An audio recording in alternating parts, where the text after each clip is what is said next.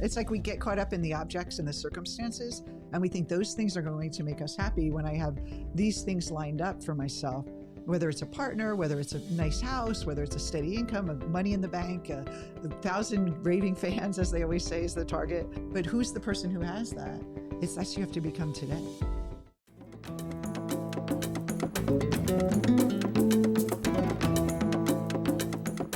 Hello, welcome back to Soul Sessions. I am Deborah Burnt Maldonado. I'm here with Dr. Rob Maldonado, and we have a special episode today where we got some questions from our audience and wanted to answer them today about leadership. So we have three questions we're going to dive into. But before we begin, if you are watching us on YouTube, please click the button here in the corner to subscribe to our channel. And as well as if you're listening to us on Spotify, iTunes, on your podcast service, don't forget to subscribe to get every part of our leadership series. And I do want to make a plug too. We have a free ebook that just came out. It's called The Success Trap: 3 Hidden Forces That Are Keeping You from Going to the Next Level in Your Business and Your Life. If you are an entrepreneur, high achieving entrepreneur, and feel like you have been trapped in your success, find out the psychological reasons why and how to break yourself free. The link to download the ebook is in the show notes. So the first question we have, we will keep the name anonymous, is someone who says she's in a new leadership position and it's a dream come true, but she finds herself thwarted by anxiety attacks, self-doubt, beliefs, shame, and disassociation. She says she's had experience of trauma early in life. And so how do we deal with that as a leader, those leaders who've had that kind of past? Yeah. We want to, first of all, distinguish between small t trauma and big T trauma.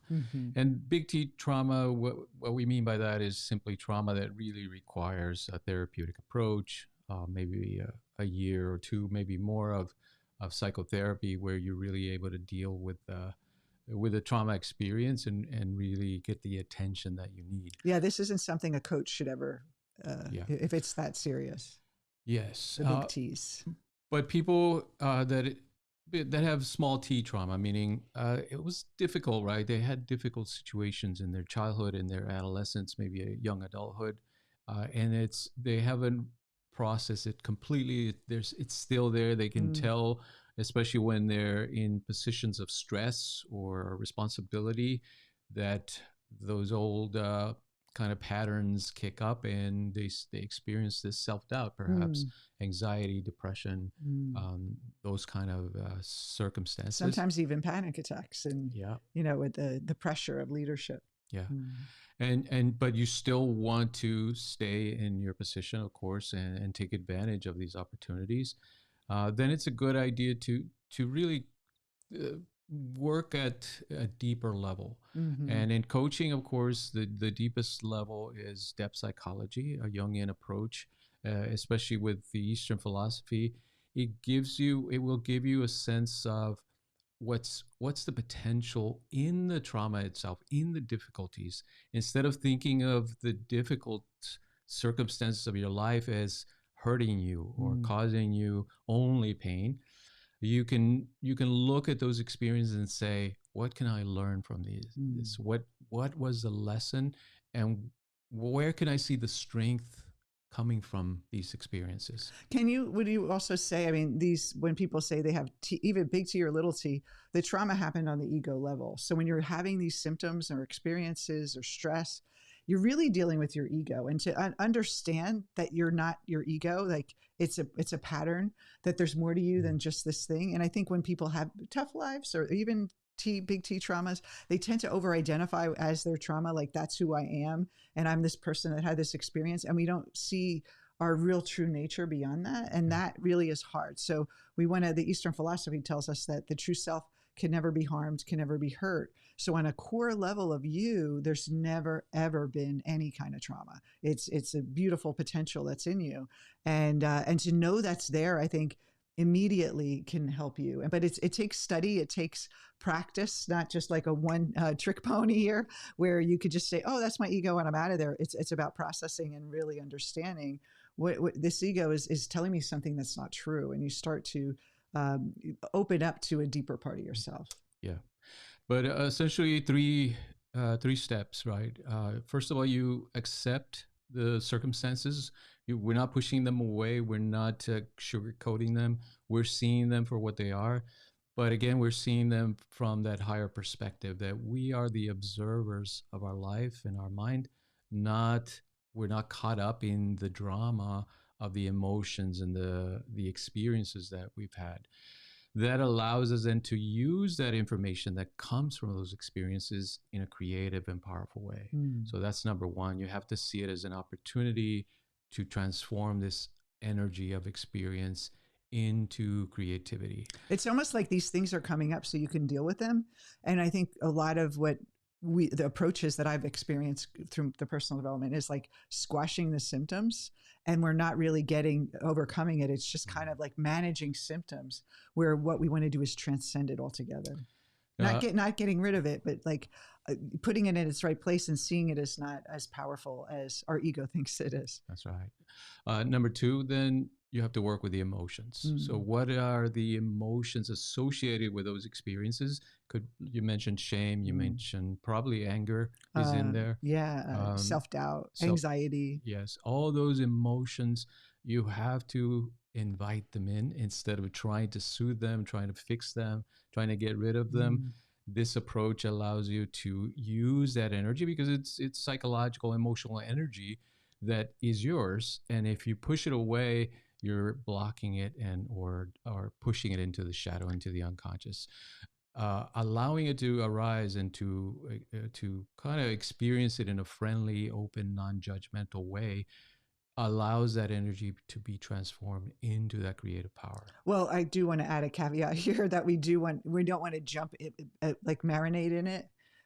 If you think about a river and the water rushing with the rocks, that's that emotion going by. You're not in the river swimming with the emotion. You're on the bank of the river being the witness, watching it unfold. And just that step, taking a step back, not disassociating. That's very different. That's a defensive mechanism. When you're taking a step back, you're still feeling the feels. Disassociation, you cut yourself off from the feeling. You move out of your body because it's too intense. And so this is really, you're in it and you're with it. And, you know, a lot of people, I would love for you to speak to this, Rob. People feel like the emotion's going to hurt them in some way if they keep going toward it. It's like it's going to set them back or kind of damage them in some way. What would you say to that? Yeah, I think that's a misunderstanding of the nature of emotions. All emotion is there for a purpose. We have anger, we have shame, all these things to give us a sense of the meaning of life's circumstances. Whatever we're experiencing, those emotions tell us what this means. And so we need those very subtle emotions like shame and even fear, anxiety, yeah. All these things are very useful to us. When we push them away, right, when we suppress them, then we don't have access to them anymore, and then they're working unconsciously and sabotaging our work, like in your circumstances. And it's like almost like the opposite. You think if I go toward the emotion, it's going to hurt me, but actually disassociating or pushing it away or trying to overcome it is actually hurting you more, because as you push it into the unconscious, it's doing more like, I don't want to say damage, but more causing more problems for you than actually solving them. That's right. And so thirdly, then, first you see it as an opportunity and you approach it from this higher perspective. You work with the emotions, then you get to integration. Integration simply means that you own it. These are no longer elements that you're working with or pushing away or see as alien to your life and your goals in life. They are a part of it. They're integrated. You're conscious of them. And when you're conscious of them, they cannot hurt you because you decide what to do with them. And also, too, the feeling of anxiety is more that pushing it away causes more discomfort than if you actually just let it be there. At first, it might feel overwhelming, but then after a while, you're like, oh, it kind of gets lighter. So that kind of, when we're feeling anxious, we are resisting something. and we get afraid of how we feel, and we never want to do that. We never want to not be afraid to not feel, because feeling through life is just what makes it beautiful. To feel joy and pain, all those emotions, it's to honor them and know that they can't override you and take you over, and they also can actually be a part of a very rich, deep, meaningful life. Yes. And so you're in a great position. You just need to do the work, of course, work with a coach, a CreativeMind coach, because it will help you reach this level of integration. Then you can be the great leader that you know you can be. Yeah. And if you the small t trauma, if you treat the small t trauma, what you're actually doing in most cases is you're suppressing it, or you're getting rid of the symptoms of this experience versus really getting to the root. And the question is, why did I feel this way in the first place? It's because I thought I was an ego. I thought I was, at the time of this event happened, or events happened, I thought I was powerless. I'm not powerless. And it really is a return to power than actually succumbing to an emotion. You're actually being more powerful than the emotion. Okay, next question is, I've been visualizing, wanting something to happen. We've all done this, right? We have goals and we've been visualizing and very vigilant with it. And the thing I want isn't showing up. Is it just a fantasy, or am I really visualizing? How do I know? Am I just, fantasizing one day I'm going to be successful? And how do I know the difference? Well, you're the expert on visualization. Yeah. Why don't you start us off? Well, fantasy is when you visualize something in the future, but on a deep level, you really don't believe it's true. It's going to come true. It's almost like you're doing it to suppress a current suffering that you have, that my life isn't great now, so I'm just going to escape and visualize that one day everything's going to work out for me. That's a fantasy. And then on a deep level, you really don't believe that it's actually true. And so how do we get away from fantastical thinking into vision? And that is higher knowledge, like we talk about in our podcast all the time, is to understand the nature of who we are and how we create. If you do not understand that, if you think that I am here, I have to visualize, and then something out there is going to come in and it's separate from me and it's chance, or it's just luck that I'm going to have this, you aren't going to, it's going to be a fantasy. But if you understand that I am consciousness, that everything I think, feel, and imagine is I'm creating, I'm weaving this world. I think for me is understanding 100% responsibility for what you're creating right now, not in blame, but responsibility that on some level I'm conditioned to have this experience. And I want to investigate how I'm conditioned to have this experience so that I can create the experience I consciously want. And just visualizing and hoping this current situation just goes away is not going to solve the problem. And I see so many people, it's like the easy way, right? I'm just going to visualize. I mean, when The Secret came out 20 years ago, everyone was like, yeah, this is so easy. I don't have to work hard. I'm just going to visualize it and it's going to happen. And, if you do it from ego, you do it from fear, you do it from I'll be better when, and not understanding that you're part of the equation, that it will be a fantasy. Now, to truly envision is understanding that your consciousness, understanding how reality works, that it's a reflective reality, not a directive reality. Out there is not telling you what's possible. You're deciding. And that if it's not showing up on some level, you're deciding either you don't want it or you don't believe you can have it. And that's where you can examine it more. But I think, you say I'm the queen of visualizations, and we constantly hear, do you have a visualization for that? Do you have a visualization for this? And you can't just visualize yourself into change. You have to do the shadow work. You have to understand the depth, the in-depth psychology. In our coaching model, we go deeper to, well, what is really happening and why we're not doing it. Do you have anything to add to that? No, that's a pretty good explanation of it. Magical thinking is fantasy, essentially. What we're doing is in this kind of work is we're being very practical and very real about where we're at. We're not pushing away anything. We're accepting the situation, but we're also understanding that this situation, we created it from our thoughts. Mm-hmm. Yes. The current situation, we are the creators of this situation, which means if we accept responsibility, we can also change it. So here's a really good part of this question. Do we hold the vision even if it seems we're getting nowhere? Or do we just accept that maybe we're not cut out for big dreams like the life we want? Now that is exactly why the vision isn't working, because you even wrote it out. And so here's something that I think everyone can do. If you're a visualizer, I love visualization. There's nothing wrong with it, but you have to do the inner work too. You can't just visualize just using that technique alone. Techniques will not get you anywhere. You have to have that underlying philosophy. So write down, like, your current situation that you're frustrated with, write down why you think this is happening to you. And then you'll be really surprised. You can read it back and you'll see exactly the thought process and the assumptions you're making. I mean, this is not deep step psychology. This is just kind of pre-conscious stuff, that belief systems and stuff. But it's a good first step to even just listen to your narrative. The next step is that, why do I think that way? First is, what am I thinking? But the next step, which most people don't do, they just try to change their thinking. But you have to ask yourself, why do I think that way? Why do I assume I'm not meant for big dreams? Why am I doubting in myself? Those are the bigger questions. That's what you need to answer. Yeah. All right. And the last question is another visualization question, but I'll let you answer this one, Rob. We can both answer this one. We could share it. What do you think? How do you use active imagination, which is a deeper, more advanced form of visualization, and we'll explain what that is, to create our vision? So do you want to explain what active imagination is? And then I'll give a little tip on how to use it. Yeah, and she mentions dream work. Right? Yeah, you can use it for dream work. Yeah, so active imagination is a powerful tool that Jung developed himself in order to work with the symbols that arise from the unconscious mind. And he noticed that a lot of these symbols he wasn't familiar with and didn't have enough content to interpret them, to understand them.